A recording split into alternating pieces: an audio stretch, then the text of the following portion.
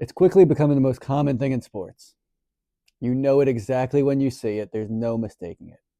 And someone's running down the field. They're going to put their foot in the ground to dodge, or maybe they're jumping to get a rebound, and they crumble to the ground in a heap, grabbing their knee and screaming.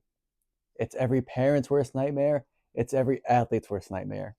Yes, the dreaded ACL tear. How is it that we could tell exactly what happened the moment it happens? It could be a parent, an announcer in the crowd. Anyone knows the second they see it what just happened. But none of us could really tell you with an utmost certainty, are you going to come back for good in 6 months? Is it going to be 9 months? A year? 2 years? We don't know.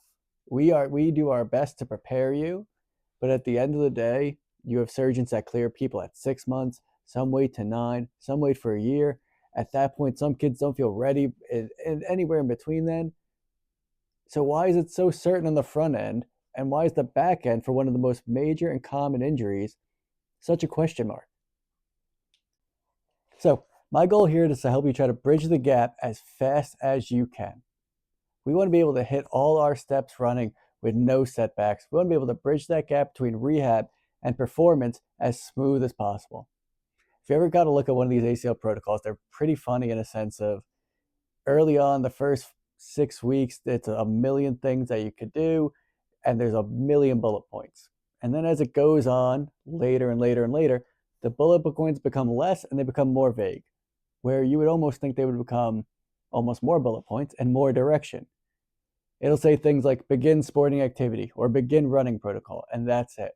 Meanwhile, how many therapists and how many coaches and how many trainers have got this protocol, and what are they doing? Where's the consistency? And then we sit and we look, and why are the re-injury rates so high? Well, we just get as vague as possible, and now it's just the Wild West. So my job is to help rein in the Wild West, give us a game plan and a map to try to make sure that when we do hit these milestones, we have a game plan. I'm big on educating our athletes, especially our injured ones, on how to hit certain positions, how integral they are to your performance, how we want to create and maintain shapes and stability, and how that's going to bleed into our performance. We see here, this was one of the best plays in this year's NFL season. Saquon Barkley takes a swing route, and now you see how fast and unpredictable and how violent the game is.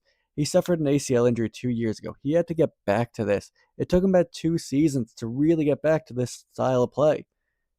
He's one of the best athletes in the world with all of the medical and professional sports teams at his disposal, and it still took him almost 2 years to really fill back into this. We want to be able to close the gap as best we can as medical professionals and not rely on the same old tools, the same old box drills or ladder drills that we have in the past. The same can be same here for the clips with Paige. Right, she's playing at one of the highest levels in college sports. She's one of the best players in her sport. And again, the game is fast, explosive, and unpredictable. And to rely on the same old Bosu ball drills and balance drills is just, to me, not our best foot forward. We want to be able to close that margin, make sure that all our kids and athletes have the best chance to not only come back the same way they were before, but better, faster, stronger, more athletic, and more confident. You wanted us. You were crying out that you bypassed the harder team in Miami Heat. Rose came down bad on his left foot. See him holding on to his knee, and down. Left leg, keep an eye on the left leg. There. Yep, when he planted, that's when whatever happened. Let's see here. Yeah, it's before he comes down. It's the plant right there on that left leg. There was some give on that knee, and you could. 2011 MVP, Rose. Everybody just streams out on the floor to greet him, showing the respect. And they all know what this means to him. They know what he's lost and now what he's trying to find. What a great moment for Derrick Rose and all the stuff that he's been through, too. You could not have scripted a better ending to this game for the Timberwolves. And you see the emotion on Derrick Rose's face. A 50-point effort to get the Timberwolves a gutty win over the... Love the anchor man as well. Derrick Rose is 124 in that home loss to the Warriors. The way the Timberwolves offense is rolling, they've got a chance to threaten that here tonight. This is a lot of wow moments here. Shot clock down to 5.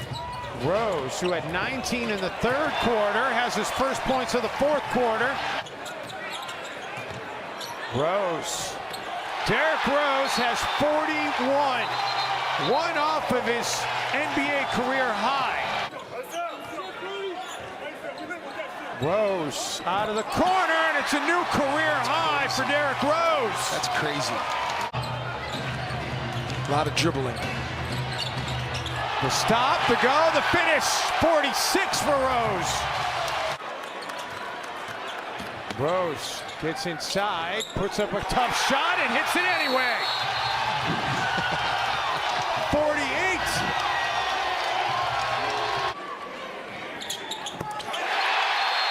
A half a century for Derrick Rose here tonight. To have a game